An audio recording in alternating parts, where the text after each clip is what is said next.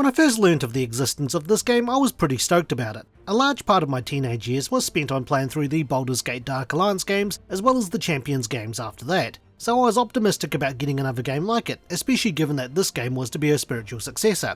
However, the initial trailer for this game was, really something, and anything but the sort of gameplay that the other Dark Alliance games had. The game also had a really long and incredibly detailed disclaimer, but hey, the game does have multiplayer, and I have friends, so I wonder if I can rope them into playing this game with me.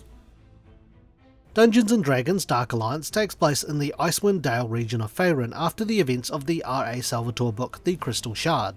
The events of this game also takes place roughly a couple of decades before the events of the Baldur's Gate Dark Alliance games, and features 4 of the companions of the Hall whom you can play as. You have the shield dwarf fighter Bruenor Battlehammer, his adopted daughter the human fighter Catti-Brie, the human barbarian Wolfgar, and the drow ranger Driz Tuerden and his animal companion the astral panther Guinevere. Despite 2 of the characters being fighter classes, each character has their own roles in battle.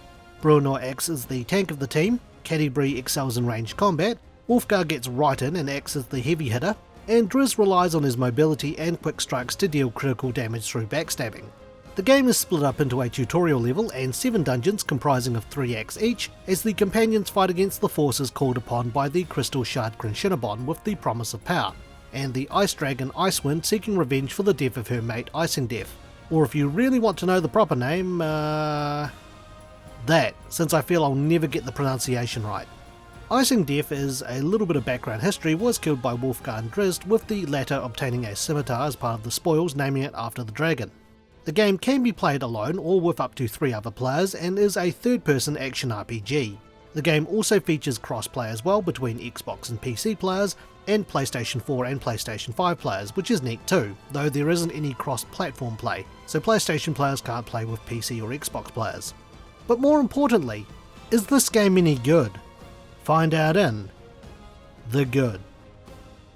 I found the game was an excellent multiplayer experience for the most part. Journeying through each level with your friends, coordinating attacks, and watching your party succeed or die horribly was what made this game for me.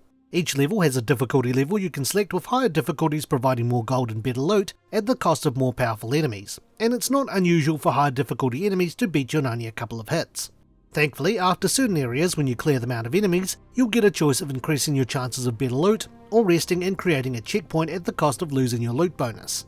If your character is knocked down, another player can help you back up, though if all players are incapacitated, you will either return to the last checkpoint you set up, or the start of the level with all of the enemies having respawned.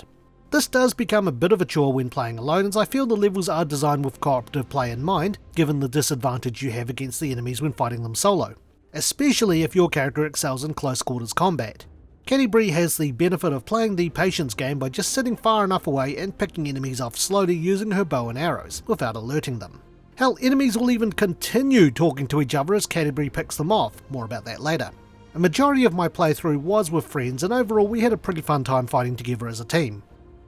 Collecting loot was another fun thing I liked about the game. As you complete levels, you'll get loot based on rarity and rank. The higher the rank and rarity, of course the better it will be. The game encourages you to play on higher difficulties in order to obtain rank 4 to 5 loot, and if you have matching pieces from a set, you may also gain a set bonus as well. If you're after a particular set of loot, each dungeon will have a set that you'll have a higher chance of obtaining, making the process a little easier. Gold is generally shared between the party, but equipment needs to be picked up by each player as the rank and rarity differs between players. The game also ranks your performance in each level, with the most valuable player gaining a little extra experience for their trouble. But even being the most valuable player doesn't mean you'll be guaranteed the best gear, since it's all randomised. This aspect does promote some replayability, though I found this was a chore given the luck factor, and if you want to level up a little quicker, it also pays to complete the side missions as well. Side missions often require you to collect or destroy things as you explore the level, and defeat a certain enemy or a certain group of enemies. By doing the latter, this can at least guarantee an item drop for you and your party. With this though, we've reached the end of the stuff I liked, so let's move on to the things I didn't like in the bad. Thankfully, some of these issues have been patched as of version 1.16.88.0, but I found during our time with the game it was a bit of a buggy mess. We had in-game voice chat turning itself back on when going back to the hub at Calvin's Ken, now patched, entire party wipes despite a player still being alive, and even an incident where a player loads in well before another as shown in the following example. Oops. doing the load screen. Oh no, they're ignoring you, but now they're hitting my body. You lost about half your health. Uh-oh, never you're going down. They're on to you now. R.I.P. fam, I'm sorry. Hey, you're dodging. You got your health back somehow. Keep dodging. They're all around you. My eyes tell me if I'm hit.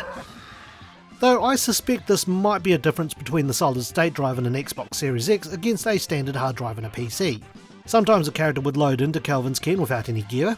Other times trophies of dungeon bosses aren't available for all players to view.